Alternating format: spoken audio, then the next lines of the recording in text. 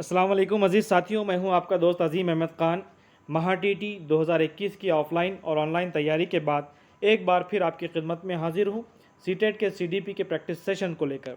इंशाअल्लाह in practice set में हम बहुत सारे सीडीपी के सवालात पर गुफ्तगू करेंगे और उन्वानात पर गुफ्तगू करेंगे। साथ ही बहुत सारे मेरे उर्दू मीडियम असातिज़ा और दोस्त अहबाब जो सीटेट दे रहे हैं और इस बात की फ़िक्र लाहक थी कि हमने महा टीटी में सीडीपी उर्दू मीडियम से पढ़ा था और सीटेट में सीडीपी और दीगर मज़ामीन भी अंग्रेज़ी या हिंदी मीडियम में आएंगे। मैं उन तमाम दोस्त अहबाब और असातिज़ा को यकीन दिलाता हूँ कि ये कोई बड़ा मसला नहीं है। सीटेट में इंग्लिश लैंग्वेज इंग्लिश मीडियम जितना आप स्टडी करोगे, जितना आप प्रैक्टिस करोगे, इंशाअल्लाह ताला अज़ीज़ उतनी आसानी से आपके समझ में आ जाएगा। आप मेरे साथ प्रैक्टिस सेट में बने रहिए। इंशाअल्लाह ताला अज़ीज़ हम उन तमाम सवालात को और कंटेंट को समझने की कोशिश करेंगे। जितनी ज़्यादा मशक़ होगी इतनी आसानी होगी और बेहतरीन नताइज से कामयाबी आपके कदम चूमेंगी। उन तमाम व्यूवर्स और दोस्त अहबाब से जो इस चैनल पर नए हैं और जिन्होंने अब तक चैनल को सब्सक्राइब नहीं किया, उन तमाम से गुजारिश है इस चैनल को ज़रूर सब्सक्राइब करें, लाइक करें और अपना फ़ीडबैक कमेंट बॉक्स में ज़रूर दें। यही आपके ज़रिए हमारी हौसला अफजाई होगी और हमारे वीडियोस आप तक सबसे पहले पहुंचने की कोशिश करेंगे। आइए देखते हैं सीडीपी के प्रैक्टिस क्वेश्चंस प्रैक्टिस सेट के 1 के अंदर जो प्रीवियस ईयर्स में पूछे गए हैं। आइए देखते हैं चंद सवालात। तो चलिए दोस्तों, सीटेट प्रैक्टिस सेट 1 में आप सभी का खैर मकदम है। प्रैक्टिस सेट 1 में सीडीपी का पहला क्वेश्चन देखते हैं और उसको समझकर इंशाल्लाह उसके जवाब पर गुफ्तगू करेंगे। आइए, क्वेश्चन नंबर 1 है, the term curriculum in the field of education refers to, कि करिकुलम एजुकेशन की फील्ड में क्या समझा जाता है। ऑप्शन एक है method of teaching and the content to be taught, के तरीक़े तदरीस और मवाद। नंबर 2 है overall programme of the school which students experience on day to day basis. Third option है इवेल्युएशन प्रोसेस और चौथा है text material to be use. तो दोस्तों याद रखिए, इस सवाल के तहत करिकुलम किसे कहते हैं। करिकुलम है एक चीज़ है और एक है सिलेबस। ठीक है, करिकुलम एक वास्ट कंसेप्ट है जिसमें सिर्फ निसाब नहीं आता, सिर्फ दरसी किताबें नहीं आती, बल्कि करिकुलम में वो तमाम चीज़ें आती है जो बच्चे को इक्तिसाबी तजुर्बात मौलम को फ़राहम करना होते हैं। रोज़मर्रा की ज़िंदगी में दरस व तदरीस में मौलम जितने इक्तिसाबी तजुर्बात तलबा को देता है या देने वाला होता है या जिसकी वो प्लानिंग करता है, वो तमाम इक्तिसाबी तजुर्बात करिकुलम में शामिल होते हैं और करिकुलम की बुनियाद पर सिलेबस बनता है, सिलेबस की बुनियाद पर बुक बनती है। इसलिए यहाँ पर the term curriculum in the field of education refers to, सही जवाब होगा option number 2, overall programme of the school with students experience on day to day basis. इसलिए सही आंसर है option number 2, overall programme of the school which students experience on day to day basis. आइए सवाल नंबर 2 को discuss करते हैं। At lower classes play way method of the teaching is based on, कि जो इब्तदाई क्लासेस होती है तो वहाँ पर प्ले वे खेल खेल में मेथड जो टीचिंग का वो बेस्ड होता है किस चीज़ पर। ऑप्शन एक है theory of physical education programmes, option 2 है principle of method of teaching, option 3 है psychological principle of development and growth और चौथा ऑप्शन है सोशियोलॉजिकल प्रिंसिपल ऑफ टीचिंग। तो यहाँ पर आपको ये समझने की ज़रूरत है कि जो हम खेल खेल में जो तालीम हम पढ़ाते हैं वो किस प्रिंसिपल पर डिपेंड करता है। अगर हम ऑप्शन एक पर गुफ्तगू करते हैं थ्योरी ऑफ फिजिकल एजुकेशन, तो इसमें जो फिजिकल एक्टिविटी की बुनियाद पर हम बच्चों को प्ले वे मेथड नहीं कराते, उसके लिए अलग से एक्टिविटीज़ होती है। दूसरा है principle of method of teaching, ऐसा कोई तरीक़े तदरीस नहीं है जिसमें हम खेल खेल में ख़ास तौर पर सिर्फ खेल ही खिलाते हैं, बल्कि हम इब्तदाई जो क्लासेस होते हैं वहाँ पर पूरी तदरीस खेल के ऊपर मुनसर होती है। इसलिए ये जो तरीक़ेकार है जो खेल के ऊपर डिपेंड होता है, वो थर्ड ऑप्शन उसका सही है कि psychological principle of the development and growth और डेवलपमेंट के चैप्टर के अंदर ये चीज़ें मिलेंगी कि खेल खेल में जो तालीम देते हैं बच्चों को हम आहंग होने के लिए हम देते हैं, उनके मख्फी सलाहियतों को बाहर लाने के लिए देते हैं और साथ ही साथ उनको हम निसाबी सरगर्मियों में शामिल करने के लिए हम खेल खेल में तालीम लेते हैं। इसलिए सही जवाब option number 3, psychological principle of the growth and development, ये सही है। आइए देखते हैं अगला सवाल। यहाँ पर A young child respond to a new situation on the basis of response made by him और in a similar situation as in the past, कि कोई भी यंग चाइल्ड किस तरह रिस्पॉन्स करता है किसी भी हालात पर, ठीक है, और माजी पर। तो ये जो जुमला है किस चीज़ से रिलेटेड है? ऑप्शन नंबर 1 है लॉ ऑफ एनालॉगी, ऑप्शन 2 है लॉ ऑफ इफेक्ट, ऑप्शन 3 है लॉ ऑफ एटीट्यूड, ऑप्शन 4 है लॉ ऑफ रेडीनेस।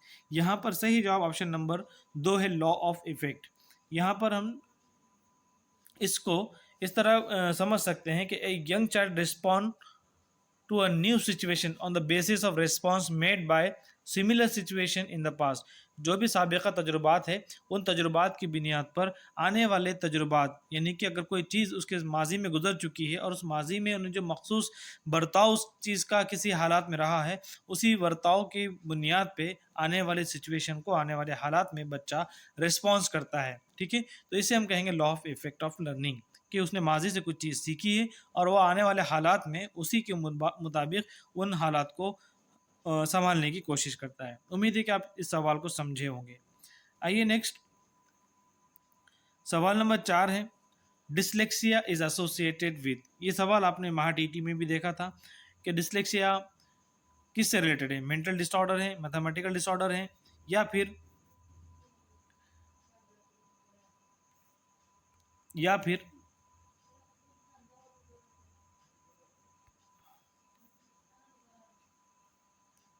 किस चीज़ से रिलेटेड है? दूसरे ऑप्शन है रीडिंग डिसऑर्डर है या फिर बिहेवियरल डिसऑर्डर है। तो साफ है कि हमने वहाँ पर लिसानी पढ़ने से मुतालिक जो कमज़ोरी होती है उसे हम डिसलेक्सिया कहते हैं। तो यहाँ पर सही जवाब है ऑप्शन नंबर 3 रीडिंग डिसऑर्डर। तो ये सीटेट में भी आपको वही तमाम तर चीज़ें हैं, सिर्फ आसान इंग्लिश में आपको पूछे जा रहे हैं। नेक्स्ट है अजीज दोस्तों question number 5, education of children with special need should be provided. कि जब हम मखसूस तालीम की बात करते हैं, education of children with special need, मखसूस ज़रूरियात पर मबनी, तो किस तरह दी जाती है? ऑप्शन 1 है along with other normal children, option 2 है by method developed for special children in special school, option 3 है इन स्पेशल स्कूल, ऑप्शन 4 है special teachers in special schools. तो याद रखिए कि यहाँ पर आपको सीडीपी के अंदर, ख़ास तौर पे सीटेट के अंदर इंक्लूसिव एजुकेशन और स्पेशल एजुकेशन, इस तरह के कंक्लूजन्स को समझना बहुत ज़रूरी है। तो यहाँ पर इंक्लूसिव एजुकेशन एक टर्म है जिसके अंदर हम हर किस्म के माजूर तलबा को, हर किस्म के एजुकेशनली बैकवर्ड स्टूडेंट को हम नॉर्मल स्टूडेंट के साथ ट्रीट करना यहाँ पर उसकी जो है तो पॉलिसी है। तो यहाँ पर education of the children with special need, चाहे वो किस तरह का भी तालिब इल्म हो, उसको नॉर्मल चिल्ड्रन के साथ बैठने का, तालीम हासिल करने का पूरा हक़ है। इसलिए उसके लिए कोई मखसूस नज़्म किया जाना उसके फितरत के ख़िलाफ़ है। इसलिए यहाँ पर ऑप्शन नंबर 1 सही जवाब है क्वेश्चन नंबर 5 का। आइए नेक्स्ट क्वेश्चन को देखते हैं।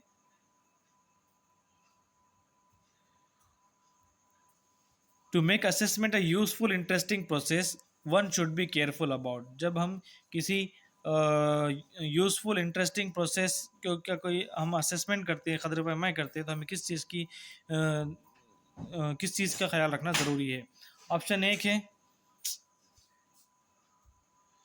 Making comparisons between different students, 2 है labelling student as a intelligent और एवरेज लर्नर, 3rd है using a variety of ways to collect information about the students learning across the scholastic and co scholastic boundaries, option 4 है using a technical language to give feedback. तो यहाँ पर हमको ये समझने की ज़रूरत है कि किसी भी यूज़फुल इंटरेस्टिंग प्रोसेस का अगर हम असेसमेंट करते हैं तदरीस के दौरान, तो हमें किस चीज़ का? ऑप्शन है कि making comparison between different students. ये तो सरासर गलत बात है कि पॉलिसी के अंदर एनसीएफ भी कहता है कि हमें किसी किस्म की कोई डिफ्रेंशिएशन नहीं होना चाहिए स्टूडेंट्स के अंदर। ऑप्शन 2 है label students as an intelligent और एवरेज। किसी तलबा को आप जहीन कह रहे हैं, किसी को बेवकूफ़ कह रहे हैं, किसी को एवरेज करें, ये भी एजुकेशन पॉलिसी के बिल्कुल खिलाफ है। ऑप्शन 3 है using a variety of ways to collect the information about the students learning across the scholastic and coscholastic boundaries, के तलबा के हमगी तरक्की के लिए उनके इंफॉर्मेशन कलेक्ट करना ताकि वो स्कॉलस्टिक एंड कोस्टॉलिस्टिक बाउंड्री, यानी कि वो तालीमी इदारे से बिल्कुल बाहर निकल के उन तमाम तर मख्फी सलाहियतों को हम बाहर निकाल सकें। चौथा है using technical language to give feedback. तो यहाँ पर ये चौथा ऑप्शन भी गलत है, इसलिए सही जवाब जो है एक्सप्लेनेशन के साथ समझ चुके होंगे आप कि क्वेश्चन नंबर 6 का सही आंसर ऑप्शन नंबर 4 है। चलिए नेक्स्ट क्वेश्चन पर हम आते हैं। जवाबात भी यहाँ पर आप मेरे सामने हैं, लेकिन हम हर सवाल पर गुफ्तगू करेंगे। आइए सवाल नंबर 7 है, dash is not considered as a sign of being gifted. कि जेल में से कौन सी चीज़ बीइंग गिफ्टेड की नहीं है? मिसाल ऑप्शन ए कि creative ideas, fighting with others, novelty in expression, और फोर्थ है क्यूरियोसिटी। तो साथियों यहाँ पर गिफ्टेड, बीइंग गिफ्टेड यानी कि खुदादाद सलाहियत जिसे हम कहते हैं, तो उस खुदादाद सलाहियतों में झैल में से कौन सा ऑप्शन नहीं आता है? तो यहाँ पर हमें देखने पर पता चलता है क्रिएटिव आइडियाज़ हैं, तो ये भी गॉड गिफ्टेड है जिसे हम तख्लीकी सोच कहते हैं। नंबर 2 है फाइटिंग विद अदर्स, तीसरा है नॉवेल्टी इन एक्सप्रेशन, ये बहुत आला दर्जे की सिफत है। क्यूरियोसिटी है, तजस्सुस है। ये तमाम पहला, तीसरा और चौथा ये खुदादाद सलाहियतें हैं। सेकंड जो चीज़ है फाइटिंग विद अदर, दूसरों से लड़ना झगड़ना, ये खुदादाद सलाहियत नहीं होती, इसलिए बीइंग गिफ्टेड में इस सेकंड वाले ऑप्शन का शुमार नहीं होगा। सही option option number 2 fighting with others. आइए अगले सवाल पर बात करते हैं। क्वेश्चन नंबर 8 है, children actively construct their understanding of the world is a statement attributed to. कि तलबा तामीरी समझ रखते हैं दुनिया के लिए, यानी कि children actively construct their understanding of the world, कि वो तामीरी तरीके से दुनिया को तामीर करते हैं, ठीक है, वो बहुत एक्टिवली कंस्ट्रक्ट करते हैं समझ को अपनी। तो ये जुमला किसका है? तो यहाँ पर जो है उसका सही जवाब यहाँ पर हमको देखने को मिलता है कि पैजे का है या कोहलबर्ग का है। तो यहाँ पर सही जवाब आप देखेंगे ऑप्शन नंबर, हम एक साथ गुफ्तगू करेंगे।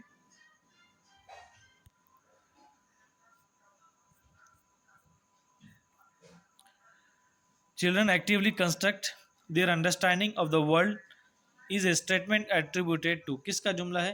तो उसके ये जैन पैजे का है कि तलबा एक्टिवली कंस्ट्रक्ट करते हैं अपनी दुनिया को अंडरस्टैंडिंग के साथ। आइए अगला सवाल देखते हैं। क्वेश्चन नंबर 9,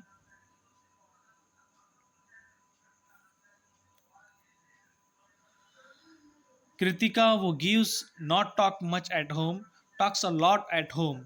कृतिका एक लड़की है जो घर पे बात नहीं करती लेकिन स्कूल पे बहुत सारी बातें करती हैं। इसका मतलब क्या है? The school provides opportunities to children to talk a lot, के स्कूल तलबा को बात करने के मौके फराहम करता है। सेकेंड है teachers demand the teacher children should talk a lot at school, teacher demand रखते हैं कि बच्चे बहुत बात करें। थर्ड है she does not like her home at all, कि वो अपने घर को बिल्कुल पसंद नहीं करती। ऑप्शन 4 है her thoughts get acknowledged at school. तो सही जवाब है option number 4, her thoughts get acknowledged at school, के उसके ख्यालात को बाहर निकलने का, उसके ख्यालात को वो जिला बख्शने का सही जो मकाम है वो स्कूल है, इसलिए ऑप्शन नंबर 4 उसका सही जवाब है। नेक्स्ट है question number 10, a teacher should make an attempt to understand the potentialities of his students. Which of the following fields is related to this objective? क्योंकि एक टीचर को बच्चे की पोटेंशलिटीज़ को समझने की ज़रूरत है। तो ये जो जुमला है ये किससे रिलेटेड है? ऑप्शन एक एजुकेशन सोशोलॉजी है, एजुकेशन फ़िलासफ़ी है, मीडिया और साइकोलॉजी से रिलेटेड है, या एजुकेशन साइकोलॉजी के लिए। तो जाहिर सी बात है कि हम जो सब्जेक्ट पढ़ रहे हैं चाइल्ड डेवलपमेंट एंड पेडागोगी के सब्जेक्ट में पढ़ रहे हैं, तो तलबा को उनकी जो सलाहियतें हैं उन तमाम सलाहियतों से मालिम को जानकारी होना चाहिए, अंडरस्टैंडिंग होना चाहिए, ताकि उनकी मख्फी सलाहियतों को पनपने का अपॉर्चुनिटीज़ मिल सके। इसलिए सवाल नंबर 10 का सही जवाब ऑप्शन नंबर 4 आसान है, एजुकेशनल साइकोलॉजी। आइए देखते हैं अगला सवाल। Motivation in the process of learning. Motivation क्या है इक्तिसाब के अंदर? Sharpens the memory of the learner, के तलबा की जहानत को शार्प करता है।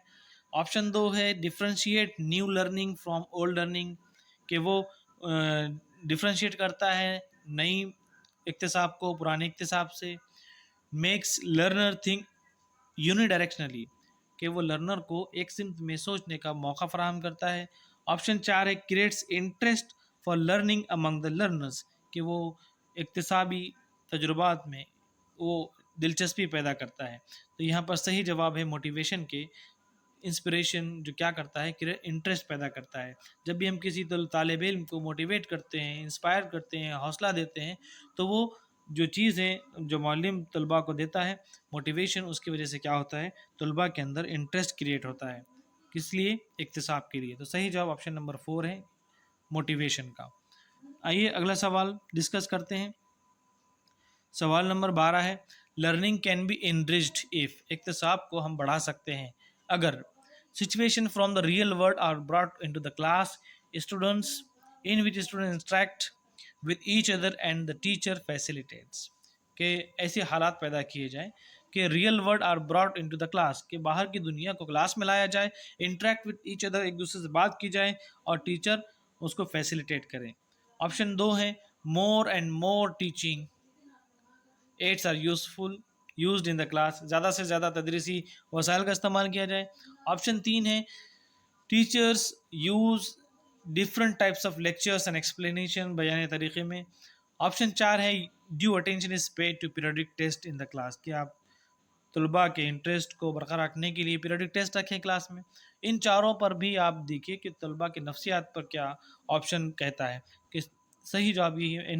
NCF नेशनल करिकुलम फ्रेमवर्क भी जब आप पढ़ेंगे तो उसमें साफ तौर पर ये लिखा हुआ है कि आपको तदरीस के दौरान बाहर के तजुर्बात क्लास में लाकर आपको शेयर करना है, यानी कि उन्हें नेचुरल फिनोमिना, नेचुरल फितरत के माहौल से उनको जोड़ना है इक्तिसाबी तजुर्बात को। इसलिए यहाँ पर situation from the real world are brought in the class, कि आपको बाहरी के जो फितरती माहौल है उनको क्लास में पैदा करना होगा, जिसकी वजह से जिसमें बच्चे एक दूसरे से इंटरेक्ट करेंगे और टीचर उन्हें फैसिलिटेट करेगा। इसलिए सवाल नंबर 12 का सही जवाब ऑप्शन नंबर 1 है। आइए नेक्स्ट क्वेश्चन नंबर 13 पर गुफ्तगू करते हैं।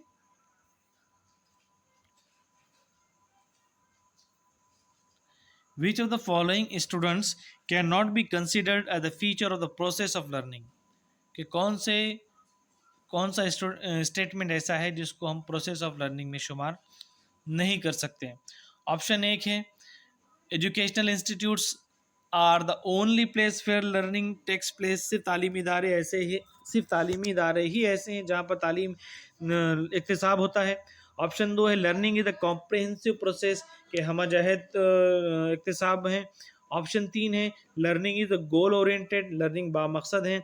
ऑप्शन 4 है unlearning is also learning process, गैर इक्तिसाब ही एक इक्तिसाब का प्रोसेस है। तो यहाँ पर कौन सा स्टेटमेंट आपको पहचानना है, can not be considered as a feature of the process of learning, process of learning की कौन सी खसूसियत नहीं है, इक्तिसाब की कौन सी खसूसियत दर्ज झैल में ऑप्शन में कौन सी नहीं है।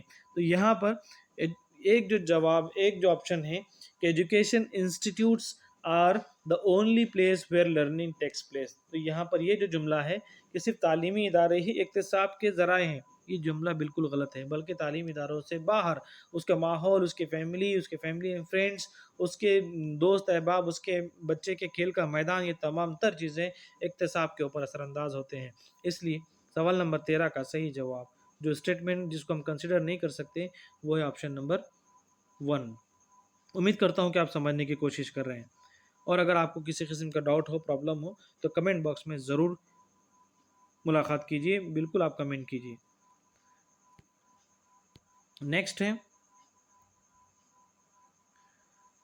A student of V grade with usual deficiency should be, ऐसा तालिब इल्म जो वी ग्रेड है और जिसे हम कहते हैं कि विजुअल डिफिशियंसी, उसके बसीरत में कुछ परेशानी है, उसको क्या करना चाहिए। ऑप्शन 1 है excuse to do a lower level of work, उसको मामूली से काम दिया जाए। ऑप्शन 2 है help with his her routine work with by parents, उसको पेरेंट्स और फ्रेंड्स के जरिए उसके रूटीन वर्क में मदद की जाए। ऑप्शन 3 है treated normally in the classroom and provided support through audio CDs, कि उसको दीगर तलबा की तरह उसको नॉर्मली सपोर्ट किया जाए क्लासरूम में, और ऑडियो सीडीज़ वगैरह के ज़रिए उसको इक्तिसाबी तजुर्बात फ़राहम किए जाएँ। ऑप्शन 4 हैं given special treatment in the classroom के क्लासरूम में उसको स्पेशल ट्रीटमेंट दिया जाए। तो यहाँ पर सही जवाब है कि जो इंक्लूसिव एजुकेशन या इंक्लूसिव क्लासरूम के बारे में हमने शुरुआत में गुफ्तगू की थी कि किसी भी किस्म का तालिब इल्म हो, चाहे वो किसी भी किस्म की कमज़ोरी रखता हो, उसको दीगर नॉर्मल स्टूडेंट के साथ तालीम हासिल करने का पूरा हक़ है। ये तालीमी एजुकेशन पॉलिसी हमें कहती है। इसलिए ये मौलिम की ज़िम्मेदारी है, स्कूल के मैनेजमेंट की ज़िम्मेदारी है कि वो हर किस्म के तलबा तालिबात के लिए मुनज़्ज़म तौर पर तदरीसी वसाइल का नज़म करे। इसलिए यहाँ पर सही जवाब ऑप्शन नंबर 3 है कि treated normally in the classroom and provided support through the audio CDs.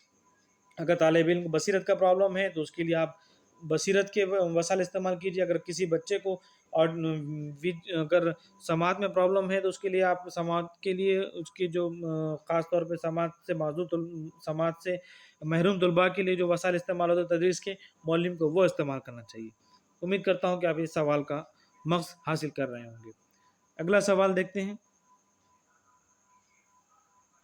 सवाल नंबर 15 है, which of the following should be considered the most important quality of the teacher at primary level. इब्तदाई तालीम में, primary school में सबसे ज़्यादा most important quality of teacher कौन सी है? Option 1 eagerness to the teach, कि बहुत ज़्यादा ईगरनेस है उसकी टीचिंग में। 2 है पेशेंस एंड प्रिजर्वेरेंस। ऑप्शन 3 है competence in the method of the teaching and knowledge of the subject.